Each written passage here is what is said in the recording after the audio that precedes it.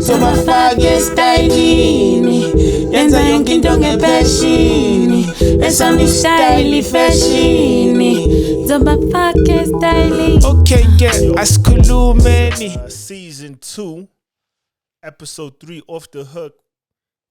Shit. I lost it there. I'll have to start it again. Okay. Yo, check it out. It's Off the Hook.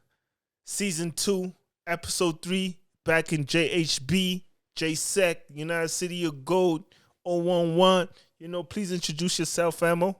Yo, what's up? It's T30 out here. It's great to be out here on the Off the Hook. We trying to make something for hip hop, so you know what it is, man. Much love, man. Word. Can you please tell me how you got introduced to this music thing? Yeah. What a wild question. And I think I have an unexpected answer for that. Yeah. I started the music. What inspired it or what got me into it is my big bro. My big bro's a house DJ. Uh-huh. Yeah, he's a house DJ. So growing up around him, it was more of there was nobody else I could take from. There was no other good influence that I could be like, okay, I'm gonna follow his steps or her steps and all that. So with him being around me, it just introduced me to that sound. And then I think years going by, that's when I found that, okay, I'm a hip hop head, I'm a poet, I have words. So he makes people dance and I make them listen. So that's where we at right now. And when did you write your first verse? When did I write my first good verse or my first verse in general? I'll say your first verse in general. Just to give us an idea, okay, when you picked up the pen, because I mean, anything when you start something, it's not gonna start off at a good. Most definitely. So even that stage is very important where you bad, because that allows you to learn from your mistakes. The thing is with some people, right? They don't want to start in anything in life. Like even me, when I wanted to do the podcast, I was like, you know what? As soon as I want to start the podcast. And as soon as I had a little bit change, that's what I did. I just started. I didn't like, oh, I need to figure this out, So Word. yeah, when did you start? My first verse, I wrote that around 2014. That's when I wrote my first verse, because I feel like I'm a late bloomer in the hip hop thing, because I had always been into the music, but I just didn't know that I had a thing for it. So I wrote my first verse around 2014. Oh snap! Verse, yeah. Sure. And like what I know your brother was like into house music, and like what house music or project did you like growing up? Hearing that music, Like his or like, his music, or I guess not necessarily what he played, right? yeah. Yeah, Okay. It was more. because I know there was Fresh Groove, all those type of tapes. Sounds, yeah. He had a tribal mix with it had also a Durban sound, because they mostly worked with people like DJ T30. So in most cases their sound like was more familiar in Durban or sides around Durban, Okay. So it was more tribal, deep house-ish, and then growing it became a dance type of house, like house music that's normal before the piano came through. So now they still pushing that type of sound. Okay, and what hip hop artists were you introduced to? Like, which is I wanna do this. Like, this is what I'm in for, man. This sounds like it's me. It's two sides to it. It's two sides to a lot of parts of these things. Musically, at first, for me and what I was introduced to watching TV and all that, it was people like your Lil Wayne, But starting to get into the rap side of it, like getting into the technical side of the culture and the hip hop thing, it was like Crooked I. Crooked I is the person for me. Yeah, Crooked I. Okay. West Coast legend. Shout out to him. Yeah, no, he was spitting. I remember Crooked I from the Sway and Tech.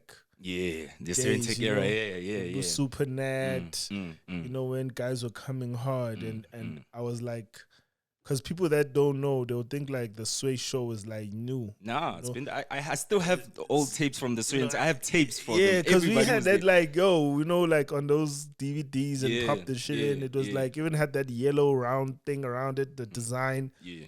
So that was dope. So what is like your favorite childhood memory? That has to do with hip hop or just in general? No, not necessarily hip hop. That's a broad question. Make me tickle my minds a bit. Yeah. Best or favorite childhood memory. that you remember, like off jump? Oh, I don't know. Like, I hardly delve into that space. I don't know why, and it's something I think I should be doing more often. But my best childhood memory would be me getting my. It's in hip hop, cause Yeah. like me finding myself, cause I feel Yes. like I was never good at anything. Growing up, a lot of us we assumed that we would be good at soccer, stuff like that, because that's what we know a lot. Either soccer or dancing. Cause So you played soccer. yeah, play soccer Okay. a bit. So I think my best the best memory about it was like me discovering that I'm a wordsmith, because Yeah, I that you did can flip the words. I did things with my tongue like that I did not imagine that I could do, and it's like, okay, I could actually have something here, because I already loved it, but I didn't know that I could also be a part of it. I was just a fan solely, and then now it's like, man, I'm an artist. Like, I am what art is at this point, so I stand with that. That's fresh. And what position did you play with disc? With this, I was playing 5. I was defending. 5. Yeah. Buyinkomo. I mean, they call me up and they put me in when it's like the best teams going in, because I was intimidating. Sorry to use that, but Sure. in a sense of like, I was always like striking hard, like always. But I wasn't dope. Nah, at all. Take one for the team. Bungena strong. I was the take one for the team guy. And then which club was your favorite? Chiefs, Pirates, Sundowns, Swallows. Which one was it? Oh, at that time. Oh, so it changed. I'm not a sportsman anymore. I'm saying, yeah, Pelangit, your favorite team was, whether you're not in sports again, like me, I don't watch sports like any, because I mean, it is per se, because I used to watch it disc. I'm not big into the other ones, but as to obviously Chiefs, but then because that shit was emotional, I just stopped. Okay, I had 2 favorite teams, but they were opposing teams, and sometimes growing up, especially if I'm talking about the influence from as a kid, before it was more of a, okay, I'm a Chiefs, yeah, bro. And then at the house, they were Pirates. My mom's and my bro. So when they were winning, I would change and join their team. They'd be like, yeah, we doing this, Shooty, you are just a visitor in the sports realm. Word. And if you could go back and give your 18-year-old self advice, what would it be? I would say stop trying so hard. Just do what you feel is intuitively right? What's intuitively right to your gut, because a lot of second guessing kills you. So now it's more of a, I would say, go out there, like throw yourself out there. Don't think twice, don't hesitate. Be you and be you fully. Yeah. And where are you based? From I'm in Tembisa, 1632. Tembisa. We used to go to Tembisa. I grew up in Midrand, you know what I mean? Yeah. CV, Country View. Word. So we used to make that pilgrimage to Tembisa, because Tembisa was like our hood. It's like closest and most Ramachita scale. I mean, they're in Tembisa. So Word. we used to go to Cyphers there, King's Palace, Yeah.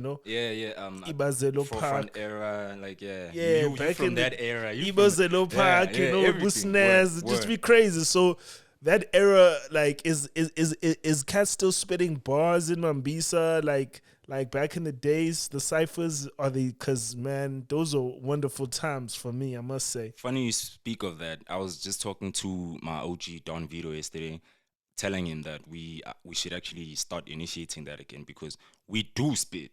We do have cats to spit. It's just we don't have a home base for our hip hop thing. We don't have a place yet for it to be like, okay, the way you would go to the King's Palace and the Forefront. We don't have that one place whereby we can all go and meet. Go there, yeah. But we all know that, okay, there's cats out here, So we had to found something, because I also just got into event hosting, so I'm also trying to hold it down in that section too, and bring a lot of MCs together. So surely you're gonna be hearing from me soon. I'm gonna probably invite you to one of them shows, most def. And how's the battle scene right now in SA? Oh, in SA. Yeah. In SA. Is it alive though in Tembisa? Then you can say the SA. Okay, nah, it's not. Okay. There's MCs who are live, but not in the battle raps are not in Tembisa. They are in SA. They're around SA. So yeah. How's the battle scene in SA? Yo, the battle scene is dope. Shout out to Chris and Ty B. One love to him. He's holding it down in that section. Yeah, I need a holler at B to Word. come through to the party. Mustaf, she should do that. You should do that. Yo, the battle scene is dope. I've been to like 2 different leagues. There was one called an Alpha League hosted in Soweto last year. That was my first battle show that I've ever went to. Okay. I hadn't been to a battle like we've been in street battles, yes, you know, but official battles whereby people prepare for each other and like were ready to demolish each other. It was in Soweto, the Alpha League. We had a whole lot of line of dope MCs out there. We had people like Divine, T-Stars. We had people like Spova.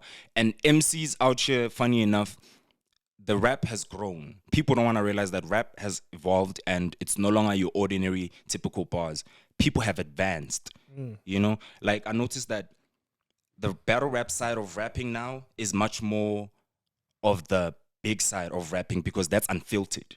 Yeah. You're not cutting out a lot. It's all there. You're putting it all raw on wax, and it's no instrumentals also. You know, so for me, the battle league is very dope. We recently went to one the past weekend. It was in Kitcheners, hosted by Chris. 2 shoutouts.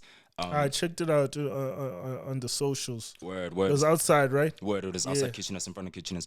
So the full video is coming soon. So we looking out for that too. And I feel like right now the battle rap scene here is dope because we have people like K-Shine from America, you know, in the big battle league that side trying to come here, you know, and they trying to have him going against one of our goals out here, you know, and it's dope because we're going to have somebody who's an underdog. We won't have a celebrity battle rapper. We don't have celebrity battle rappers. Cool. We have Stogie T. We have Proverb who can do that, but they're not active in it. So I'm talking about people who are active, you know. So that for me is a win for SA as a whole, not just the battle league only, but even as rappers, because whoever's gonna have to stand on that stage is representing us as a whole.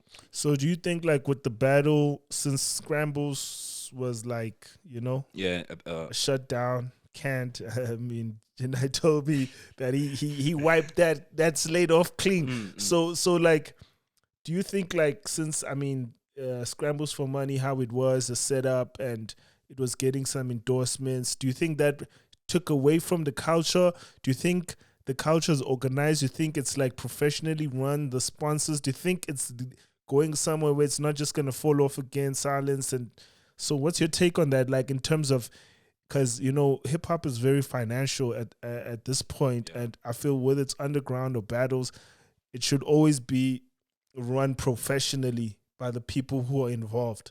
Word.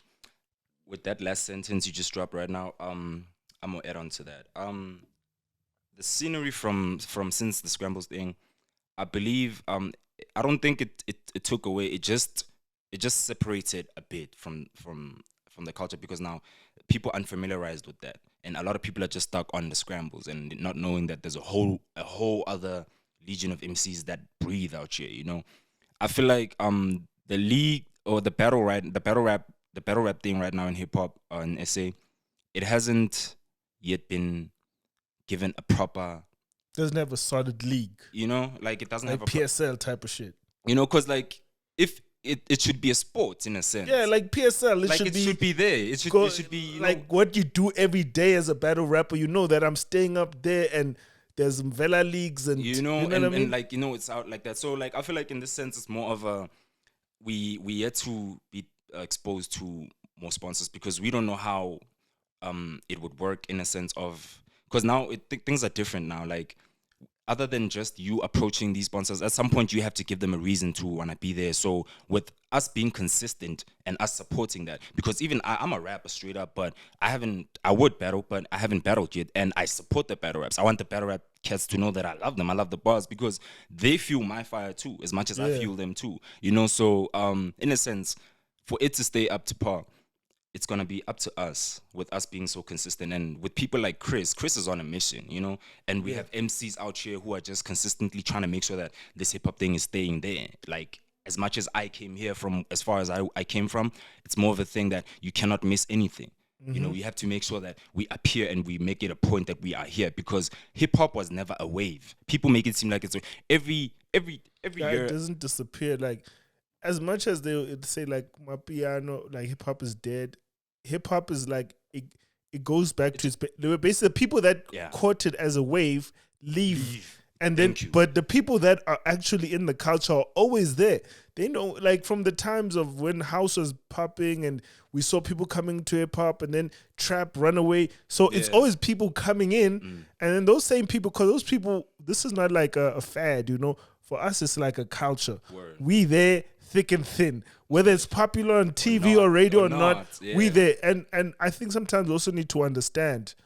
We would like when people say it's dead, it finally means those people are gone. Gone, The yeah. people that were Well, for the hype, you know what I mean? Because That's true. it only means that. I don't know if this term is still valid, but it goes for culture vultures. Yeah. Because it's like they were only there for a certain thing that was keeping them pleased, and then now that it's gone, it's like, it's no longer the hip hop I want. you But know? at some point, I think it's a good thing. I think at the end of the day, we know there's not like that much hip hop. Like Heads. heads Yeah. like within the South African fan base. That's Yeah. just the factual, Yeah, like, yeah. you know what I mean? Yeah, we have too much. We are a dense culture. Yeah, we very dense, because even the hip hop that was out, it was quite, you know, It still had a little bit of a. you know what I mean? Yeah. And that's how it attracted those people, and also it was the international bug of trap and whatever. Word. But I think we should be happy that it's well guarded at the Word. end of the day, that when people leave, there's still a strong base of people that are actually down with the culture. And I think even with graffiti, you know, and b-boying, and that's what we need to see more, have like the young, is there any graffiti artists in Tembisa? Yeah, we got T-Mac out there holding it down. Okay, just hold on. Word. Hello? Okay, it's going to open for you now. Yeah. Okay, let me ask that question again. Word. Is the graffiti artist in Tembisa? Yeah, we have one who's representing us very big, like he's everywhere. T-Mac. I even have a couple of elements on my hand. Funny enough, I had to go fix the tattoos today. But for me, we have T-Mac. T-Mac, what up? T-Mac, shout out to T-Mac. And we need more kids out there, because once this white dude told me that graffiti is no more a black man's sport. And he says he gets so much money and yet he doesn't even listen to hip hop. So, but fair to, you know, teach the kids, because this is like our elements. And if we leave it, we're leaving it to the corporates, you know what I mean? So let's go back to the fundamentals, even b-boying, you know, nespansula, because at the end of the day, we can also incorporate our own fabric within hip hop. Espansula is hip hop, man. You know what I mean? So, yo, King, to add on to what you were saying about even the graffiti thing, I noticed something. A lot of people who are good at what they do or what we love, you know, this culture thing, whether it be graffiti designing, like the designing, or the b-boy, you know, the b-boy, or the spinning on the decks and whatnot. yeah, I always tell cats, especially the rap OGs that I'm around, that never allow me to be fooled by your love, you know, of me, you know, like the way you say that hip hop hasn't been rapping or been or not. What you want to hear, you need to provide, fam. You know, if you think that there is a whole lot of content that is misused, then it's about time we put out content that can be used properly. And when you do that, you're showing people what to do right? Because now they're going to be learning and seeing, okay, this is the way to go. Because everybody just thinks that you just step in the booth and you just throw in, even with the graffiti. It's like people would think, now you just write a name. Get a spray can and that's all it is, right? You know, and there's a lot to it. There's just a lot to it. Definitely, because this is bigger, and it also can feed families. I mean, look how far hip hop has gone. It's actually the biggest genre in the world right now. You know, no matter, I know I'm a pianist, but hip hop is still pretty much the most grossing in the world, as far I'm concerned. Unless Bangang Piggies, I don't have a Fed checker here, but it's what it is. Yeah, man. It's nice having you here. You know, we're about the bars and the lyrics. Let me get some of that. Let me get some of your heat, you know. I mean, a tragic thing happened, you know. AKA went out, and as a local podcast, and for me, a music enthusiast, I felt like, you know, we should do a little bit of something.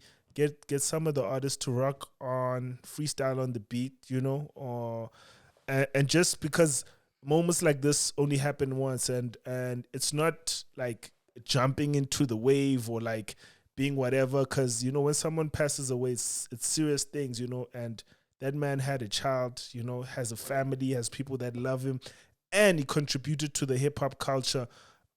His things personally, things he done, but all I can say, shout out for him being involved in the South African fabric music, and that's respect, and always pushing the flag of South A. Okay, so let's get it. Let me get this beat. Oh yeah.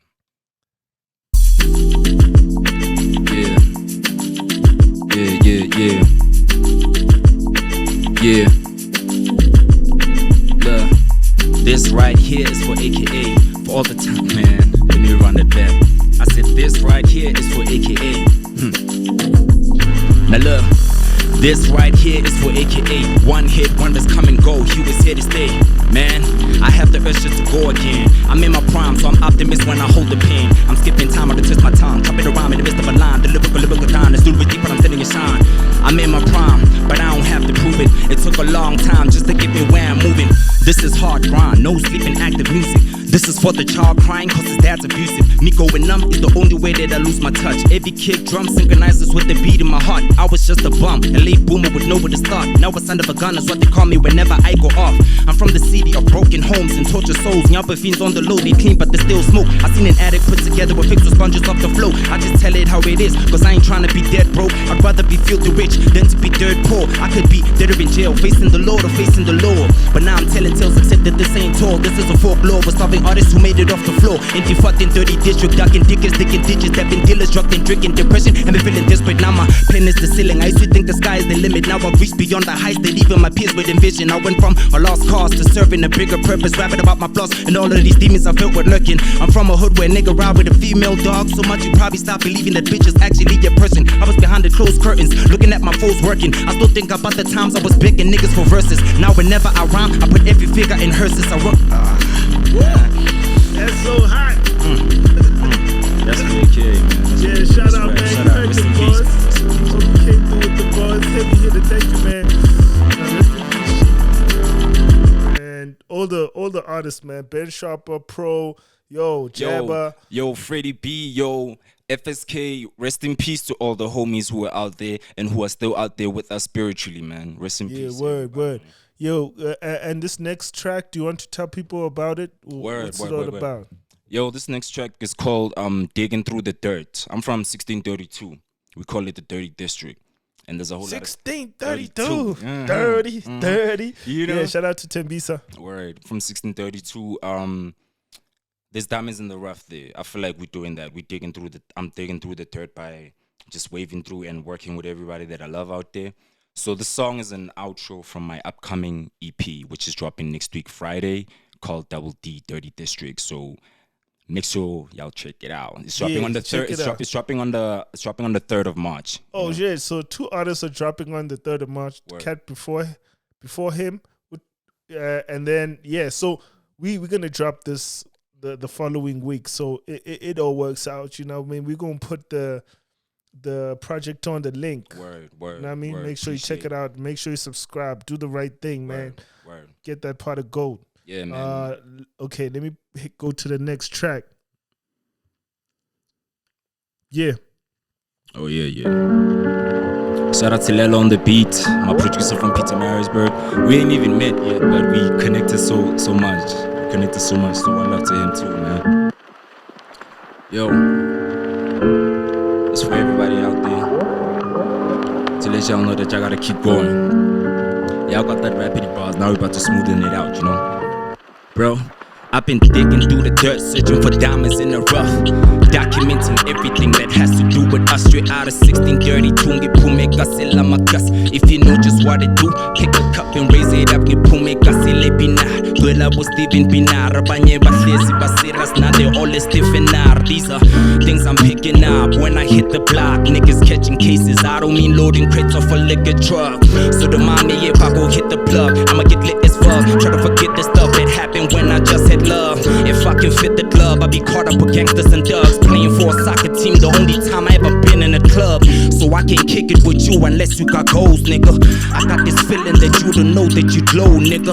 So now the country is filled with these cold killers, dome splitters. Even worse if you're a known figure, man. I say we digging through the dirt, man. That's what it is. That's a short snap here, so y'all can peep it once the album is out, man. One love. Yo, make sure you check the man out, man. Do the right things, man. Hey, yo, could you please tell the people where they can find you? Yo, where they can get you. Word. You can find my music at the moment. It's on Spotify and Audio Mac. You can find me at T30, T minus the number 30, or T hyphen if you'd say 30. On Facebook, you can find me on Twitter, you can find me on Instagram, you can find me on YouTube. I have a couple of videos out. You can go check that out and subscribe. One love to y'all, fam. One love to you and you and you and you and you. Off the hook, baby. Shout out. Peace. Word. Zobafake stylini yenza yonke into ngepashini esami style fashini Zobafake stylini Okay, yeah, asikhulumeni